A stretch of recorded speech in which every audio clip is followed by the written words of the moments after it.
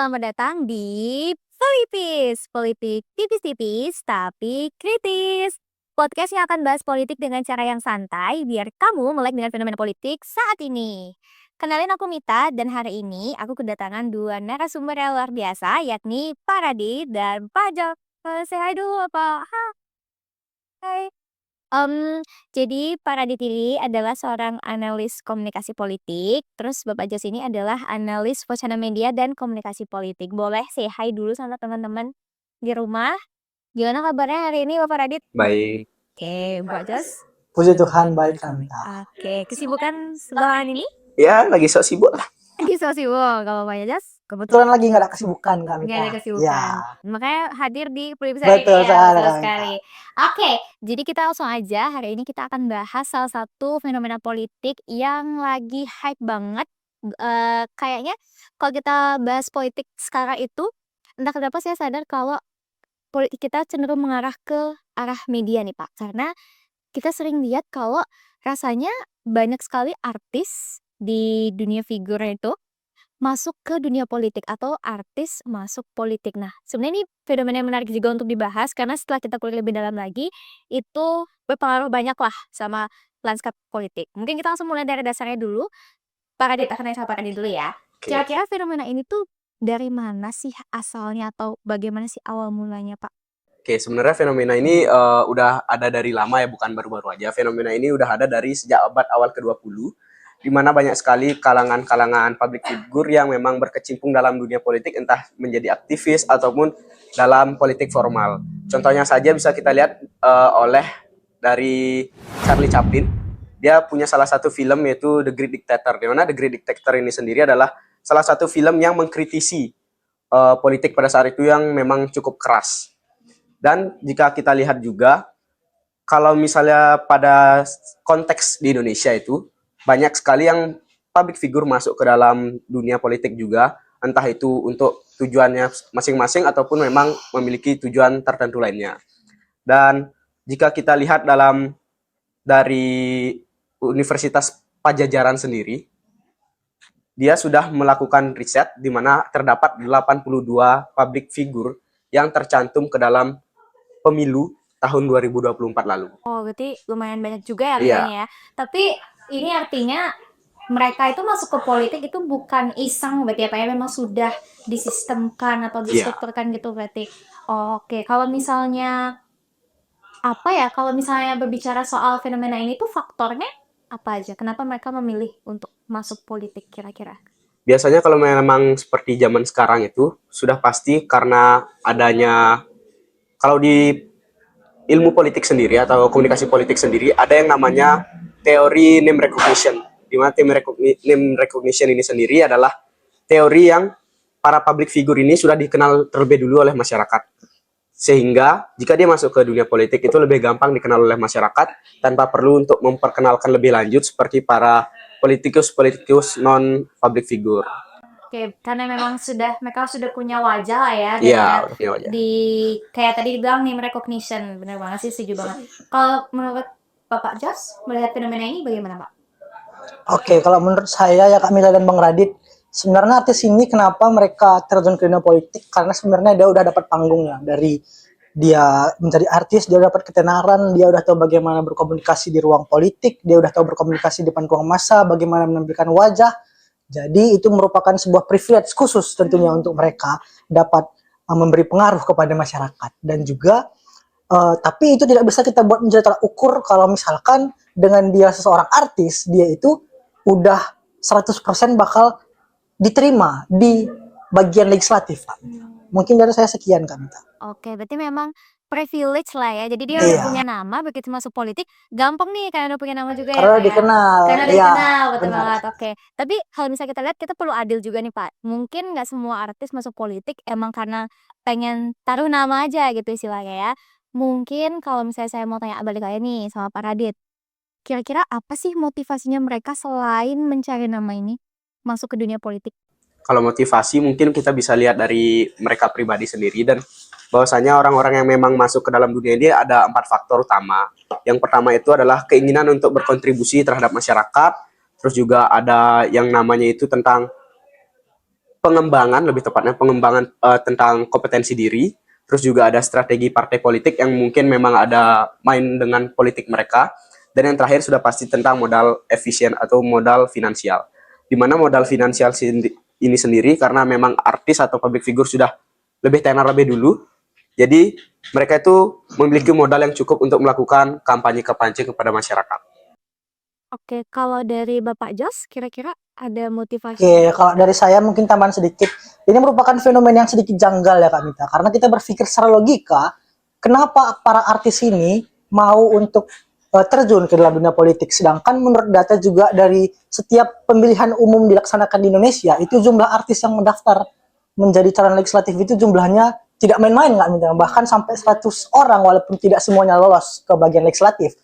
Kenapa mereka mau terjun ke bagian dunia politik? Menurut saya itu mereka udah dapat kekuasaan, mereka udah dapat ketenaran, dan juga mereka udah dapat ekonomi, finansial seperti itu Kak Mita. Jadi apa yang belum mereka dapatkan sehingga dia ingin terjun ke dunia politik? Mereka adalah mencari power Kak Mita dan juga Bang Radit. Mereka mencari power yang hanya bisa didapatkan jika dia terjun ke bagian legislatif di pemerintahan Indonesia. Jadi itu merupakan satu kunci yang pasti dicari oleh para artis-artis ini menurut saya. Oke, berarti kalau saya lihat juga ini kayak simbiosis mutualisme gitu ya, Ya. kayak dia dapat sesuatu nih artisnya dari Partai politik politiknya juga dapat. ya, betul. Benar. Oke. Nah, kalau kita kan ngomongin soal komunikasinya mereka nih ya, Pak ya. Ketika mereka artis punya nama di media tapi jadi aktor politik. Nah, kira-kira komunikasi politiknya bagus nggak nih? Menurut Bapak Radit sama Bapak Jos, kira-kira komunikasi mereka itu lebih cenderung ke cika saja kah atau lebih menonjolkan akuntability-nya dia? Mungkin dari Bapak Jos dulu. Oke, kalau saya selaku pengamat di media juga ya Kak Mita, dan juga komunikasi politiknya, para aktor-aktor politik di Indonesia ini adalah kekurangannya cuma satu Kak Mita. Itulah komunikasi politiknya yang masih terbilang remedial. Harus masuk ilmu komunikasi seperti itu ya Kak Mita. Nah, jadi menurut saya kenapa saya katakan remedial? Karena ada sesuatu contoh artis namanya kalau nggak salah itu dari Tangsel, Marcel Widianto kalau nggak salah. Oh iya. Nah dia itu naik, dia itu adalah seorang public figure, aktor pelawak lah dari stand up komedi. Dia naik terjun ke bidang politik. Sebelum dia terjun ke bidang politik, dia itu selalu membuat komunikasi politiknya melalui TikTok, melalui konten-konten yang bernarasi tentang kelucuan, lelucon dan sebagainya. Tapi waktu dia ingin terjun ke dunia politik, isi ataupun makna dari kontennya itu berubah 160 derajat yang mengarah kepada konten-konten politik. Ini kan sebuah pertanyaan sebenarnya Kak Mita. Kenapa dari dia pertama membahas mengenai konten-konten lucu, lelucon, tapi tiba-tiba berubah menjadi konten-konten politik. Berarti kan kita sudah mengetahui komunikasi politiknya sudah sangat ketebak lah ibaratnya. Itu merupakan kesalahan aktor-aktor politik menurut saya sejauh ini Kak Mita. Dari lucu tiba-tiba serius Iya. banget nih, politik banget ya. Kalau dari Bapak Radit gimana? Kalau dari aku sendiri, kita udah pasti banyak lah tahu public figure yang memang join politik. Nah, salah satu itu adalah Komeng. Komeng itu salah satu komedian Indonesia juga. Nah, dia kan pada pemilu tahun 2024 lalu ini, dia mendaftarkan mencalonkan diri dengan foto yang sangat nyeleneh. Foto yang sangat berbeda dengan para anggota-anggota pemilih atau calon-calon yang lain. Nah, pada saat itu kita juga bisa melihat bagaimana komunikasi politik dari Komeng sendiri memang menggunakan teknik yang berbeda dari orang-orang lain. Dan juga Komeng sendiri ini salah satu public figure yang berkecimpung dalam dunia politik, namun memang benar-benar tekun. Hanya saja pada saat ada kasus atau isu mengenai sulitnya mengenai gas, itu ya sempat blunder sedikit sehingga menyebabkan sedikit ada panas lah antara netizen dan juga para politikus. Karena memang pola komunikasinya juga yang salah Ya, ya. pola komunikasinya yang salah. Oke, nah kebetulan saya juga mahasiswa yang dari FISIP nih Pak, kebetulan. FISIP Jadi, ya. kalau saya ngeliat fenomena sosial itu tuh harus ada teorinya biasanya. Nah, saya mau tanya nih, kira-kira kalau menurut Pak Radit sama Pak Jos, teori apa sih yang sekiranya bekerja lah di dalam fenomena ini atau kayak menjadi kacamata teorinya? Bapak Jos dulu mungkin? Oke, kalau dari saya Kak Mita, dengan semalam juga saya barusan membaca teori ini dari teori Erving Goffman. Teori ini menceritakan bahwa politik ini merupakan seperti sebuah seni yang dimana ada penonton dan juga ada yang menampilkan sebuah pertunjukan. Sebuah pertunjukan ini diibaratkan adalah para aktor-aktor politik itu Kak Mita.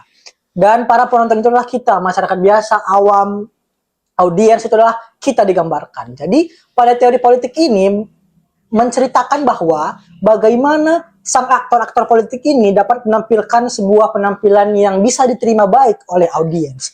Namun permasalahannya pada zaman sekarang Kak Mita, para aktor-aktor politik ini belum bisa memberikan penampilan yang baik di depan audiens. Itulah yang mengakibatkan ketidakseimbangan, yang mengakibatkan politik ataupun demokrasi Indonesia ini tidak seimbang Kak Mita. Oke, Mungkin kita atas sekian ya. Oh, yang saya tahu Erving Goffman itu dramaturgi kalau tidak salah. Ya, dramaturgi, Dramaturgi. Ya, saya pernah baca buku itu juga. Menarik sih, menarik teorinya. Kalau Bapak lagi? Kalau dari aku sendiri tuh ini teori yang benar-benar terkenal sebenarnya dari Aristoteles. Tahu teori apa? Ya, teori retorika. Jadi di dalam teori retorika itu sendiri ada 3 unsur, ethos, logos, pathos. Nah, sebenarnya jika 3 unsur ini digunakan oleh para politikus-politikus, terutama public figure yang menjadi politikus, itu benar-benar menjadi sarana yang sangat-sangat menguntungkan bagi pada mereka. Tapi jika dilihat dalam dunia politik Indonesia sendiri, banyak sekali para aktor politikus yang memang mungkin tidak menggunakan sepenuhnya, hanya menggunakan beberapa, entah 2 atau 1 aja. Nah, itu sebenarnya sangat berbahaya. Kenapa? Karena bisa menjadi pisau bermata dua atau bisa menjadi serangan balik untuk mereka sendiri. Mungkin seperti itu. Oke.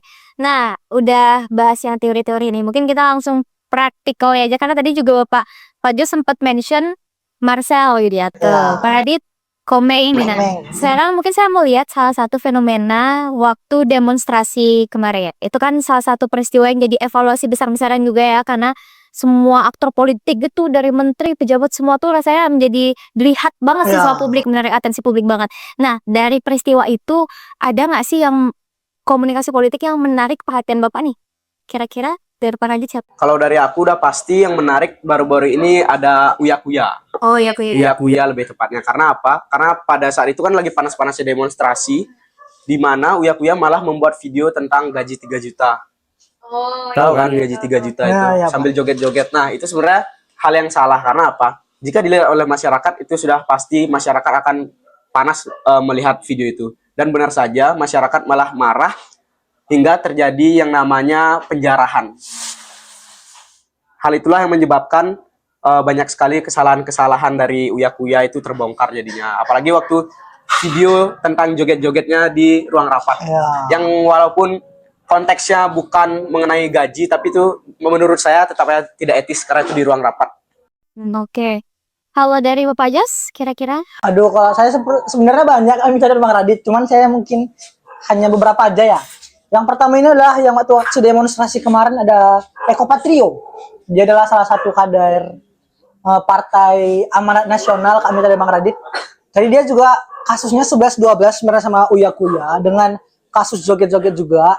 Tapi kemarin Pak Eko Patrio ini mengklarifikasi ataupun membuat jawaban dari keresahan netizen dengan menyambutnya dengan sound horeg. Dia memberikan statement dengan latar belakang sound horeg seperti itu. Jadi kan masyarakat menganggap bahwa Pak Eko Patrio ini bersifat bercanda gitu walaupun memberi statement dengan benar. Itu merupakan suatu komunikasi politik yang sangat amburadul, sangat remedial menurut saya Kak Mita. Jadi itu merupakan hal yang harus dibenahi tentunya. Ada juga aktor politik Verrell Bramasta. Ini beda dari demonstrasi kemarin ya. Itu kemarin dia ke Aceh yang dia pakai vest ya untuk mengunjungi. Sebenarnya tidak apa-apa karena menurut saya juga setiap aktor politik itu memiliki seninya masing-masing, memiliki seni berpolitiknya masing-masing, sama seperti teori dari Erving Goffman tadi Kak Mita. Mungkin dari saya sekian Kak Mita. Oke. Saya menarik juga sih kalau misalnya kita lihat secara praktikal memang harus melihat dari aktor-aktor ini ya. Tadi ada Uya Kuya, ada Eko Patrio, dan Verrell Bramasta juga yang baru Iya. ini lagi hype banget nih.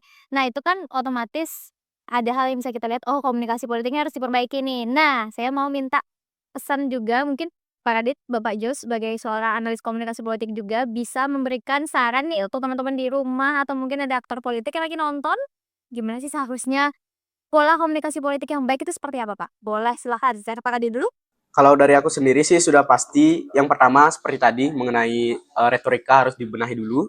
Terus juga harus yang namanya substansinya juga dibenahi. Karena apa?